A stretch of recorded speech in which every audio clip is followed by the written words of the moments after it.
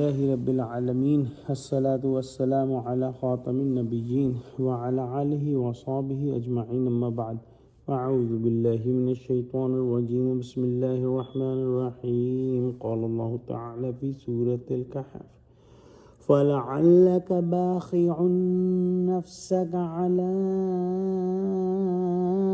آثارهم إن لم يؤمنوا بهذا الحديث أسفا. Translation: Yet, if perchance they do not believe in this message, you will consume yourself to death with grief and follow after them. In this ayah, Allah subhanahu wa ta'ala gives a piece of counsel to Prophet Muhammad sallallahu alaihi wasallam. And here we also see a distinct expression of the Prophet's compassionate personality. When the Prophet ﷺ was reciting the Quran to the people of Quraysh and the Kuffar, inviting them toward Islam, those absorbed in worldly matters were not inclined to listen to him or accept it.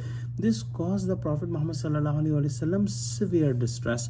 This situation negatively affected the Prophet Muhammad ﷺ deeply.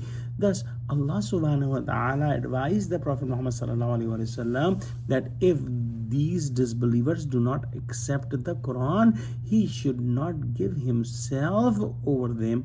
He had fulfilled and was fulfilling the duty of conveying the message.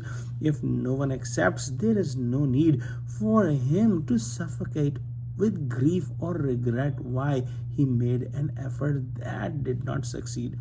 He remains successful nonetheless, for the acts of preaching and compassion for creation are the means of his elevated ranks and ascension. If the wicked people do not accept, that loss is theirs alone. Prophet Muhammad sallallahu alaihi wasallam should not destroy himself in sorrow over them. The decision is solely Allah's decision. Who believes and who in their misfortune does not believe.